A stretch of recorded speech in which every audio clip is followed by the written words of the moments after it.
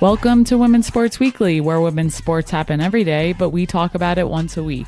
I'm Danielle. And I'm Carolyn. Women's Sports Weekly is a podcast where we discuss the latest news, explore interesting stories, and share our love for women's sports. Follow us on Instagram, YouTube, and TikTok at WomensSportsWeeklyPod. Follow us and rate us on Spotify and Apple Podcasts. Send us an email at WomensSportsWeeklyPod@gmail.com, and we may feature your email on the Les. Happy birthday to you. Thank you. Happy I don't think we could sing the whole song. I think we'll lose some listeners in the process with my voice. I also think we'll get some copyright problems, but thanks. It is now that if you are listening on the day that we release on April 29th, it is officially Carolyn's birthday. If you're listening, send her a little message. Happy birthday, Carolyn. Love you so much. You want our listeners to tell me? I'm telling you I love you. Oh. How old are you now? You can keep that a secret. No, I am proudly 34 years old. So exciting. And now 2 years older than you for 3 more months. Yeah, exactly 3 months. Fun facts for our listeners. Carolyn and I were both born on the 29th of a month, and we both have the same middle name. Oh, yeah. I feel like that's fun, little similarities that we've discovered when we met each other. Happy birthday. Thank you. How are you feeling? I feel great, mostly because we had a great weekend. Friday night, this past weekend, we got together with friends at my favorite brewery, which was awesome. And then Saturday, I took a dance class with my best friend, and I haven't taken a dance class in so long, and I am not a dancer. You saw some of the videos, Danielle. I loved it. I'm so happy I found that on the internet, on their Instagram page. Oh my God, not sharing any information. 1, because they're not a sponsor, and 2, because I don't want anyone else to find those videos. And then we went to a spa in Boulder. It's a really, really nice spa, and we got to get massages, and then we did like sauna, steam room, pool, hot tub, outdoor patio, ate lunch, and just kept rotating through all of those things. And for the tourist in me who loves the finer things in life, it was the perfect day. It was very nice. I'm glad we had that time to slow down and just spend time together, unplugged, without the phone. I joked around with you when you said you wanted to do that. I was like, is this a present for me? It was. Because it was very nice. Yeah, and you have a big race coming up soon, so it was good to have that. There's so many ways a person can have self-care for themselves, and you don't need a spa day in order to do it. I've talked about on here that my stress level has been high. My mental health has been something that I'm trying to improve. I'm not saying the spa day by any means cured it, but it was really nice to have that day. And I can't do it every day. We can't do that every day, but it was really nice to have a day together. And our only goal was to see how much we could just enjoy it. Yeah. And I thought another fun thing was there was a wedding happening on the property, and then we were reminiscing on our wedding, which was almost 3 years ago, which is hard to believe. But I just feel like those little things, it was nice. And whenever we have a birthday, we usually both have a conversation with each other to whoever's birthday it is, like, what was your favorite part of this past year? And then what are you hoping for this coming year? I have really bad memory, so we were going through photos, which is really helpful. And I was like, oh my gosh, we did so much this past year. Obviously, there were a ton of highlights. And then looking forward to this coming year, it's like, what do I want more of? And I was saying that I want just a little bit more calm. And some of it is self-inflicted because I like to go, but I do want to find areas to take a step back and find that calmness a little bit more, and hope that external factors as well calm down a little bit, because yeah, it's been a lot. Yeah, I hope that for you as well, and just wishing you the best birthday and the best year ahead. Love you. I love you too. Thanks. Okay. So before we get into our episode, did want to shout out Run Club, happening this Thursday and every Thursday at 6 p.m. at the 99ers Sports Bar. Would love to highlight last week's. We had talked about doing a crossover event with Lululemon Northfield. It was an Earth Day event where we picked up some trash. Carolyn was carrying a huge trash bag as we ran. We had a great turnout. Yep. We had gloves on and we were picking up trash. We picked up quite a bit of trash. I looked back at you and the bag was like pretty full, and this was a very large trash bag. It was a 45-gallon trash bag. And towards the middle of the run, I was like, this is becoming a lot for my for my arms. So had to adjust a little bit, but it was awesome. And a lot of people did come out. Run Club is just, it's been nice. It's been nice to meet community and to see similar people coming back. I just love it. And I hate running. And I do like Run Club on Thursday nights. Yeah. So if you're in the Denver area and you're listening, and if you're scared to run, or you've been wanting to join a run club, or you just like running, whatever, come hang out with us. It really is a great group. We're trying to grow it, so hope you all come. And there's a special incentive if you come and run, and after the run, you tell the bartenders a secret word. Each week, we release a different word. You get 50% off your first draft. The word this week is birthday, in honor of Carolyn's birthday. Thank you. Yes, so come out to Run Club, say birthday when you order your first draft, and you'll get 50% off, and we really hope to see you there. Let's get into the Les for this week, the Listener Experience Zone. This is where you can write in and send us an email at WomensSportsWeeklyPod@gmail.com. And we have an email from one of our best friends. Yes, this was such a nice email. We love getting emails from everyone, especially when our friends reach out. So we've talked about Matt quite a bit on this podcast as a really great model of what it looks like for men to support women's sports. And so he reached out to us, so we're going to read his email. Day one listener, first time leser, at least in this lifetime, is what he said. And I just need to pause and ask, was Matt a lesbian in a past life? We can only hope. I definitely think he was. I think he had a minivan, and I think he took in all the kids who were disowned by their families and was like, I will be your lesbian mom and dad. Like, I will be both. And I also think that he probably found his own version of Kendra too, which is his wife now. And I bet they had a beautiful life together. They're the best. And now they're redoing it again and having another beautiful life with a minivan and kids. So yes, Matt, you definitely were a lesbian in a past lifetime, which I know you'll be very excited about. This is the highest compliment ever, honestly.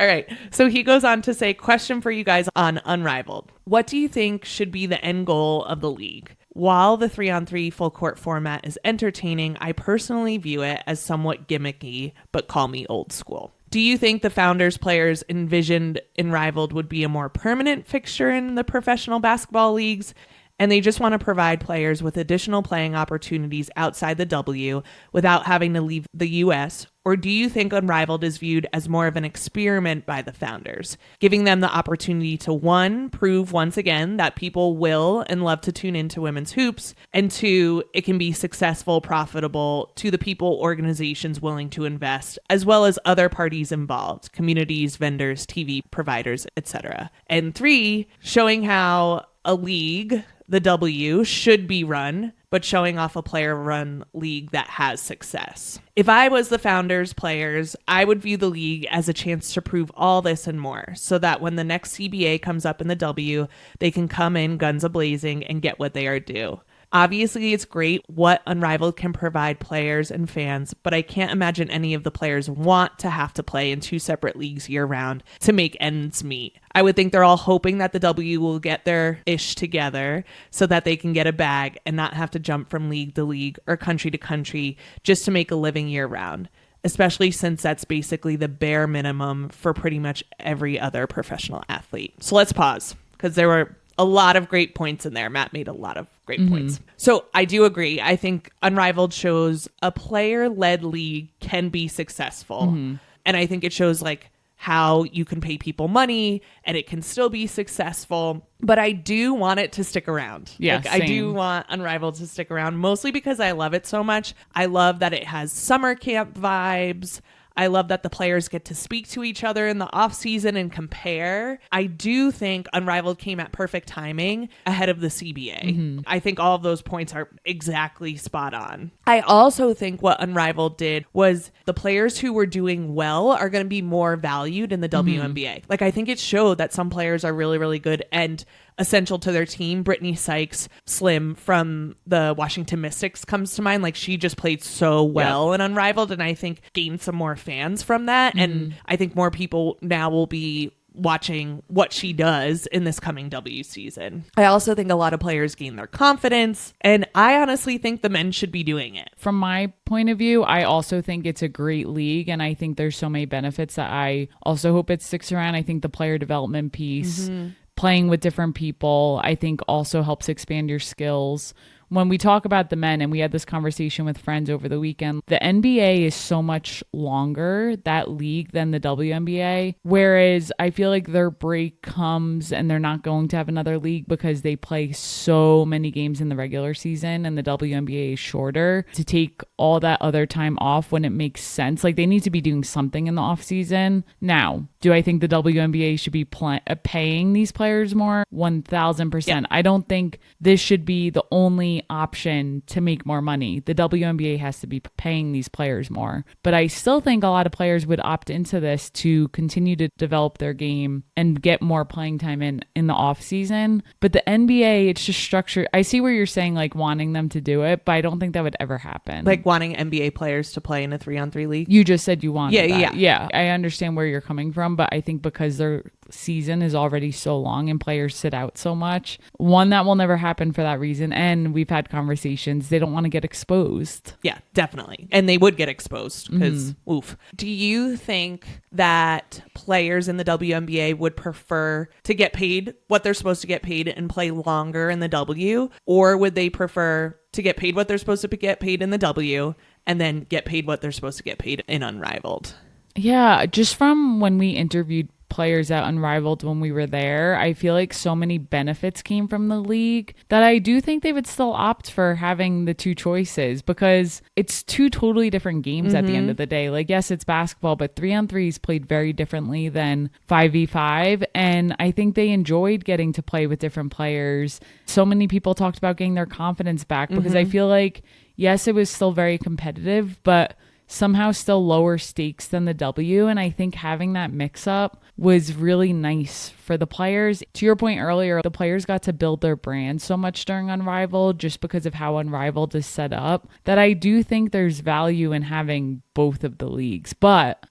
And they still should be getting paid a lot more during the WNBA season. To me, they should be getting paid in the W what they deserve, which is a lot more than what they're getting paid now. And then they should have this off season, and you need to work in your off season. Yeah. NBA players, WNBA players need to work in their off season. So why not have an off season structure like Unrivaled, where you get built-in player development because you have your coach there, you have people working with you on your player development that's built in. You don't have to pay for it like they usually have to do in an off season when they're not playing in Unrivaled. They get to stay close to home. They get to get paid. They get to stay on TV, stay relevant, which I think is great. And the only thing that I think that needs, the major shift that I think needs to happen in Unrivaled, is they need to add more roster spots, because the injuries started to mount up, and you don't want it to affect their WNBA playing time. You don't want to create an injury that's going to last a really long time. So I do think they need to add on some roster spots and rotate through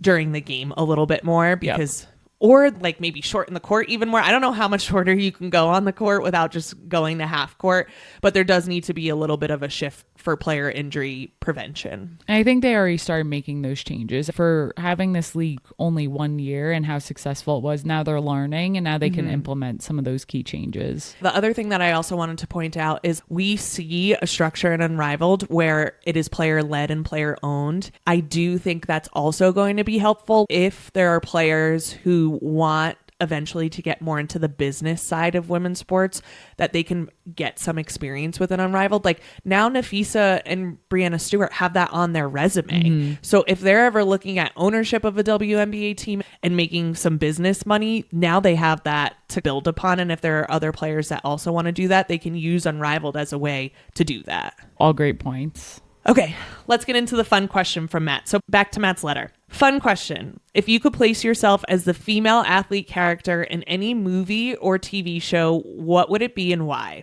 Carolyn, possibly Icebox from The Little Giants. I can only imagine how much joy you would get out of kicking the crap out of a bunch of mean boys. True. Danielle, is there really any right answer other than love and basketball? I know Carolyn would love to play one-on-one strip mini basketball with you. Matt just has us pinned down I know. so well. Miss you guys, Maddie Sav. Love you, Matt. Thanks for the email. So Danielle, is there any other right answer other than love and basketball? No. And it's funny because you had asked me this question before I even read the email. And I said that. And you were like, well, that's what Matt pinned you as. I was like, yep. He knows us so well. The only thing that would make that movie better is if she was dating a girl, not a guy. But other than that, that's where I would want to be. How about you?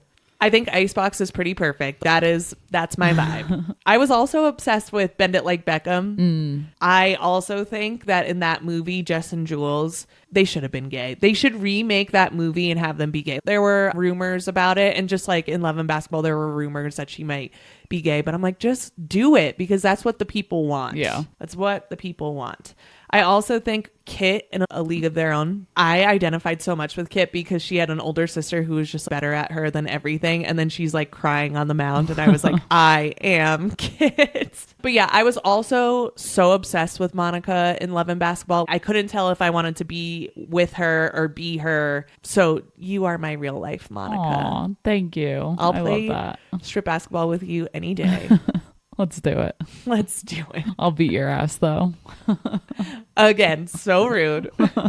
Actually, if it was on the line where you took off your clothes, I might come out with a whole different, like I might go so hard you wouldn't even know who it was. Oh man. All right. All right. Thanks again, Matt. Great question. Love the conversation. We miss you so much. And you made Danielle blush.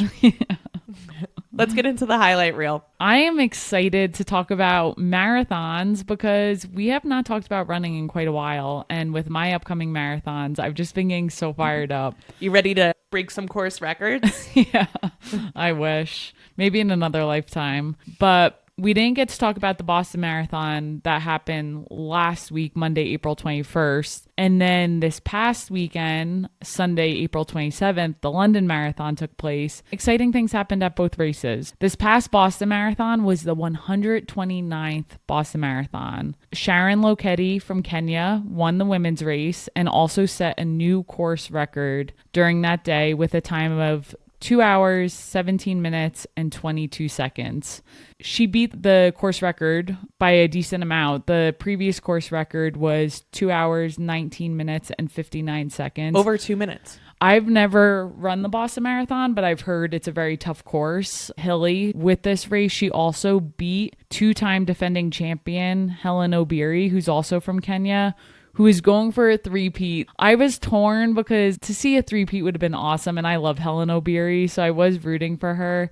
But it's also cool to see someone else take the crown. So Helen Obiri ended up finishing second with a time of 2:17:41. She was right behind her. Yeah, and which also breaks the record. It's so interesting to me in running how if one person goes, you just go and you're like, okay, we're doing this. Yes, for sure. And then this past Sunday, April 27th, the London Marathon took place, and Tigist Assefa from Ethiopia won her first London Marathon title. And she also set a new world record for the women's only race in the process with a time of 2 hours, 15 minutes, and 50 seconds, which is 26 seconds faster than the previous world record. And you have to explain again what women's only race, because they throw around these things that it's a world record this, it's a world record that, and then you like look up the fastest time and you're like, that's not faster. Yes. So can you explain this? Yeah, so this is a great point because Tigist, her PR is actually 2 hours, 11 minutes and 53 seconds, which she set at the Berlin Marathon in 2023. But the difference between a women's race world record and overall world record, which they call mixed race. So in a women's only world record, that means the women started at a separate time than the men.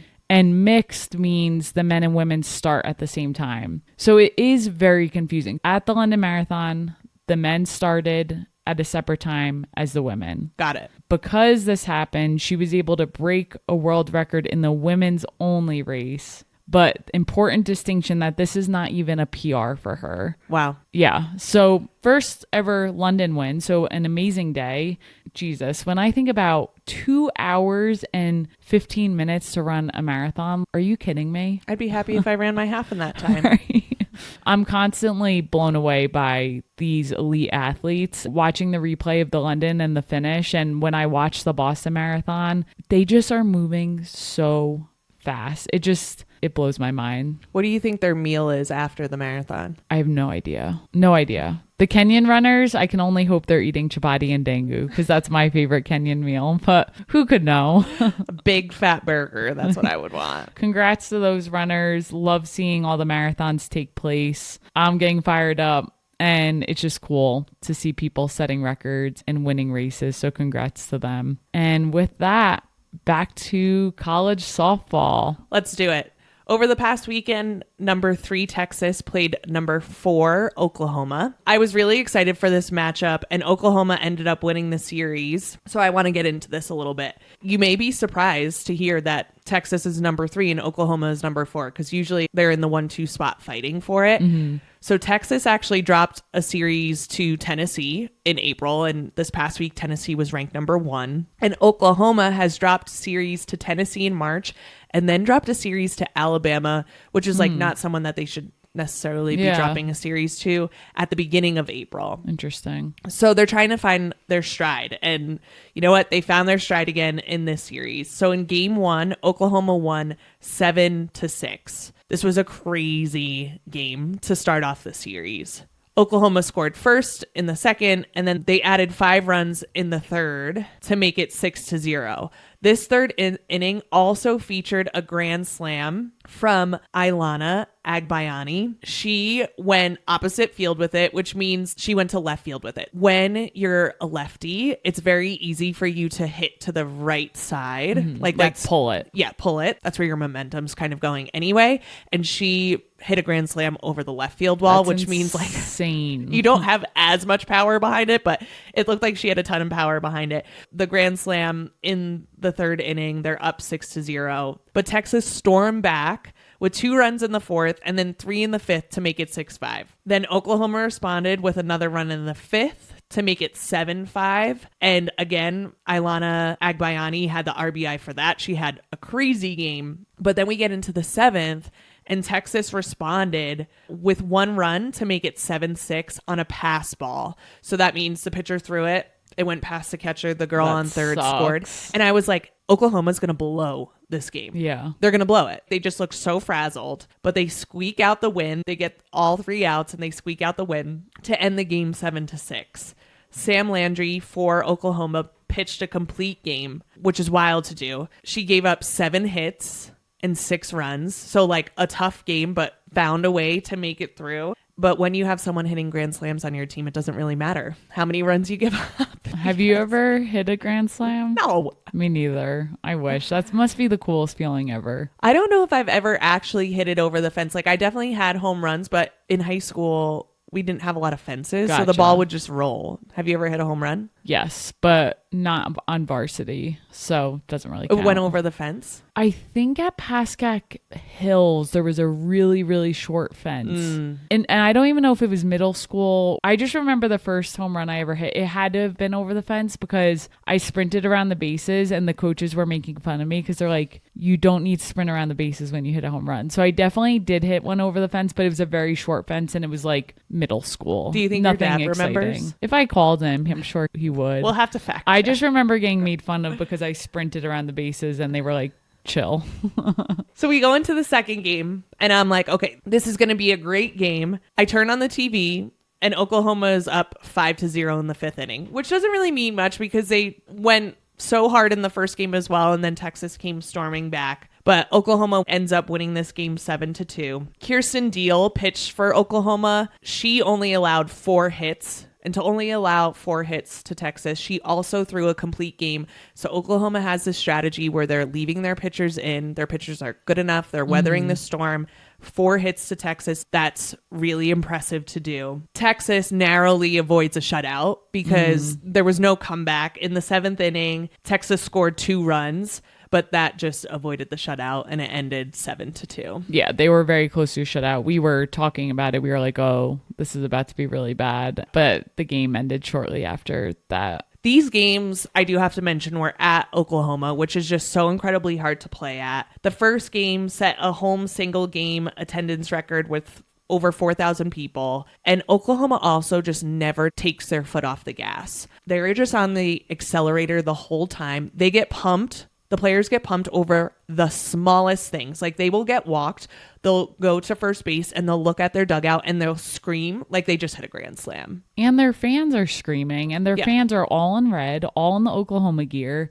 They were going nuts. I'm just like envisioning the older woman who was doing the Oklahoma sign, and she was decked out in Oklahoma gear. And had a Beat Texas hat on. Like, intense. Yes. The way that they pump each other up, it must just be so annoying for the other team they're playing, because they're getting hits and they're up 7-0 and they're still so excited. They put so much pressure on a team throughout the entire 7 innings, no matter what the score is. So we're headed into the final weekend of SEC play, and then we get into the SEC tournament. After that, regionals, super regionals, Women's College World Series. It's a good time for softball. Exciting stuff. So check out some games that are coming up. Let's get into hockey, because it's also an exciting time for hockey. So let's get into it. So before we get into the game I'm going to talk about today, we have to announce that the PWHL has picked its next expansion team, which we're bummed about because it's not Denver. It's going to open in Vancouver, and they are expected to start in the 2025-2026 season, so next year. The U.S. can't compete with Canada in terms of fans for hockey. They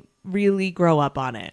Maple syrup and hockey. But I'm still holding out hope for Denver one day. I mean, right now the PWHL only has 6 teams. This will be 7. And we're expecting another one. It might be released by the time this episode comes out. Right. But I think over the years there has to be more, hopefully. So I'm hoping maybe one day Denver will get a team. But congrats to Vancouver on getting that. The PWHL also just came back to play this past weekend after almost a month off for an international break. So they've had a lot going on, and this break was for the IIHF World Women's Championship, which I'll talk about more in the deep dive today to give more people background on what that is.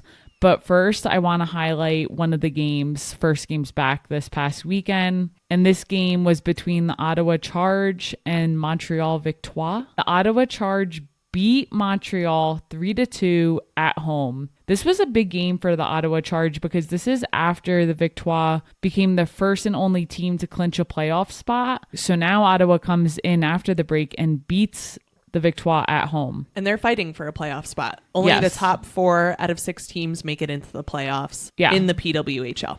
So this was a big game for them. This was also an added game on their win streak. So now they're on a 3-game win streak. Impressive to do after a break. This was a new attendance record for the Ottawa Charge as well. There were 8,576 fans at this game. And this was a record for the Ottawa Charge at TD Place. All around, a lot of great stuff happening that night. The star of the night was Ashton Bell, who scored 2 of the 3 goals, including the game-winning jailbreak goal with 13 seconds left on the clock. Believe it or not, she's actually a defender, and she just had a standout night on offense. She had bookend her goals. So she scored the first goal of the night and the last goal of the night, which I just think is pretty cool. So she started off strong. She was the first player to find the back of the net with about 10 minutes into the game. About 4 minutes later, Bryan Jenner also scored for the Ottawa Charge, making the score 2-0. So they really came out strong.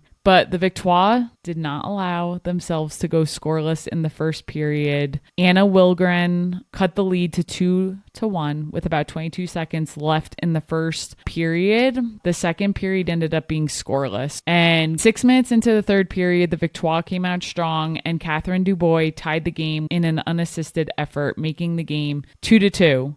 So that's early in the third period, and almost the rest of the entire game, it was 2-2. Everyone in the arena thought this game was going into overtime. Even watching, the commentator literally, and I quote, "As we stare ahead to a possible overtime," I swear she jinxed them. Seconds later, Ashton Bell scored on a long-range shot that deflected off a Victoire skater and found the back of the net. This goal was interesting because you know how in hockey the puck can go behind the net? Mm-hmm. They were like all jammed up in the corner, and someone kicked it out, which allowed Ashton Bell open, but she was far out. And she just launched one, and there was like chaos. Like, I feel like hockey can be very chaotic. There's just like bodies, pads everywhere. And there were a ton of people between the net and her shooting, and she just found a way. Like, that's why you put shots on goal. So great game for her. Huge win for them. The sold out crowd went absolutely nuts when she scored this. That was with 13 seconds on the clock. So she won this game just in the nick of time before going into overtime. Goalies on both teams played really well. Gwyneth Phillips made 25 saves on 27 shots. Absolutely incredible for the Ottawa Charge. And then for Montreal, Elaine Chuli stopped 24 of 27 for Montreal. So both goalies were neck and neck in terms of saves and same amount of shots on goal for both teams. So that game was really neck and neck. Watching goalies in hockey, I mean, you talk about all the time how you feel bad for lacrosse goalies. I feel very similar for hockey goalies. Yeah, but they have more padding. They take up so much more space. Fair.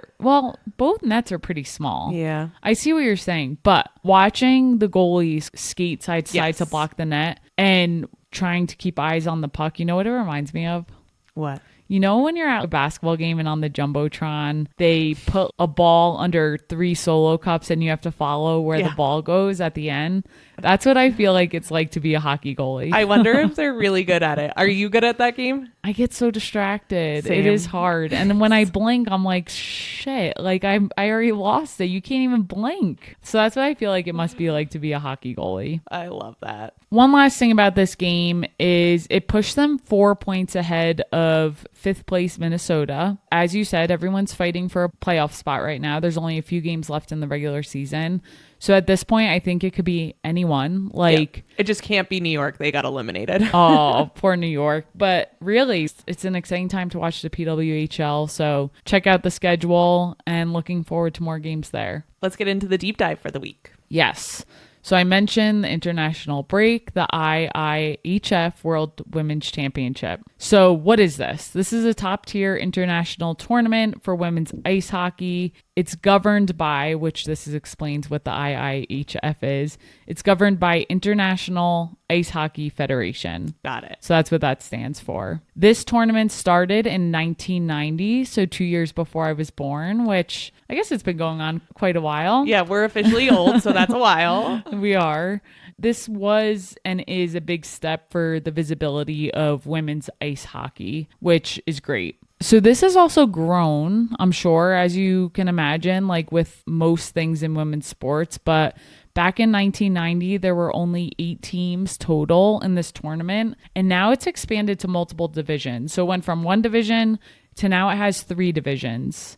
And these are country teams, correct? This Yes. is not like PWHL team versus... Correct. It's like Team USA, Team Canada, you know, all the countries. And now it's a multi-division tournament. And there are promotions in this system and relegations, which makes me think of Ted Lasso. So what does this mean? Each year, the bottom team in the Division 1 and Division 2 will get dropped a division. And the top teams in Division 2 and Division 3 will go up a division. So I just think it's nice to allow teams to move through divisions, because as they get better and as the countries develop more in the sport, they can work their way up. So I think it's a very cool structure. And, you know, Team Canada or Team USA is not crushing someone in the Division 3. You know what I mean? Like, it just allows for more competition, I think. Yeah, relegation is interesting because we don't have it here in the US, and I think it would be fun. I think it would add on a new pressure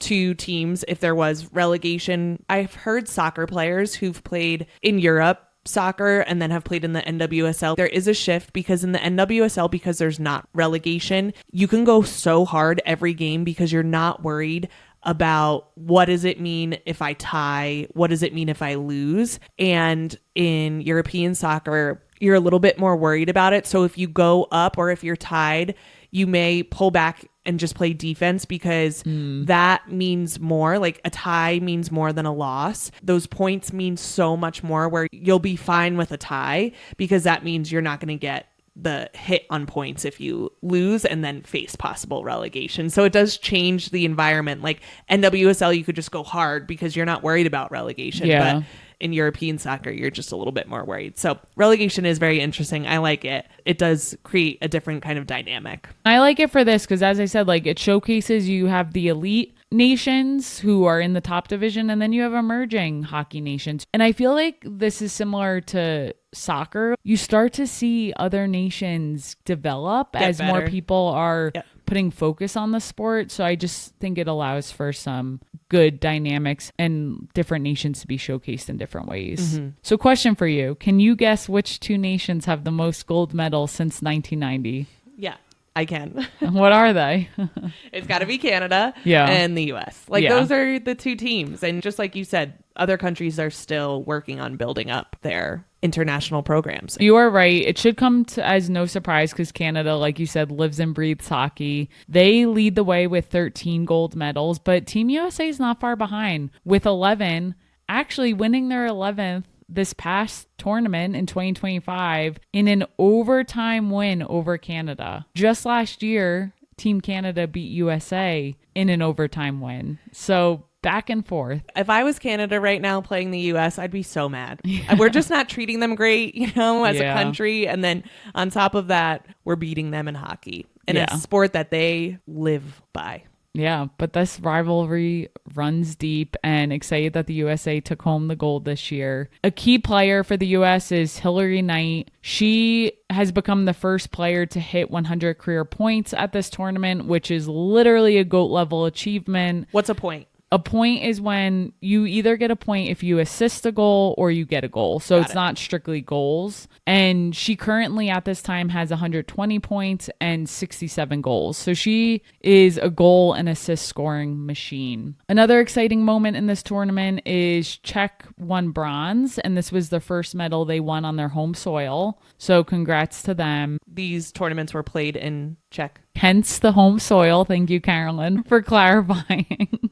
If you didn't know what that meant. I went to Prague once and I was separate. Okay, not together. I was staying in a hostel and we met Canadian people, of course, and they were like, we're going to a Czech hockey game. Do you want to come? Hockey was not my thing then, but it was a men's game, and we went with these Canadians. They were wild, but the arena was wild, and it was not the top division of Czech hockey, and it was one of the lower divisions, and people, the chants, the amount of smoke, it was crazy. So I'm so happy to see that Czech is building up their women's team and that fandom can spread into the women's. So very cool. Yeah, that's awesome. I never heard that story. Yeah, it was a wild night from what I remember. Canadians are crazy. Let me just say that.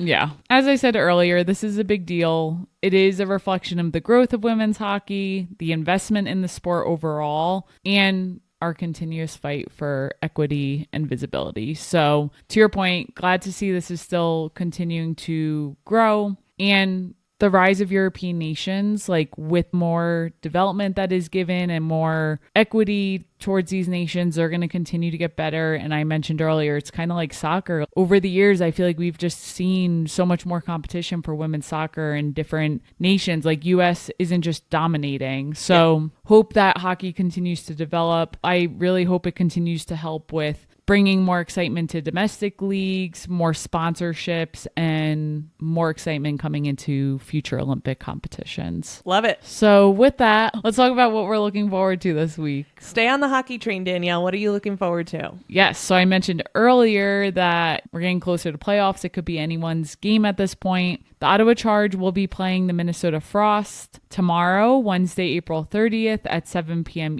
Eastern. As a reminder, all games can be streamed on YouTube. This is the last week of the PWHL regular season, and Minnesota and Ottawa are both fighting for a playoff spot.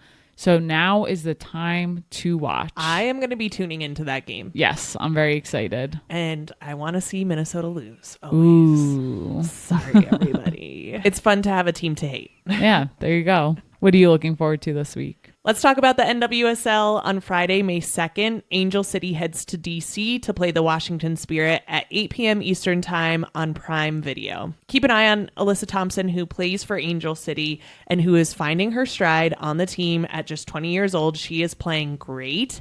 And craziness ensues in the NWSL. This past week, Gotham beat the Washington Spirit 3-0, and the North Carolina Courage beat the KC Current, which was interesting because that was the KC Current's first loss of the season and North Carolina's first win of the season. I think it will be interesting to see as this season progresses who rises to the top, because at the end of last season, it seemed so clear of who would do well this season, and it's just not happening that way. I'll be curious to watch this game and see what happens. That's it for this week. We will see you next week on Women's Sports Weekly. In the meantime, watch women's sports and share the podcast with your friends. Rate and subscribe to the pod on Spotify, Apple, and YouTube. Thanks for joining us, and happy birthday to you. Wow, so much singing. Love it.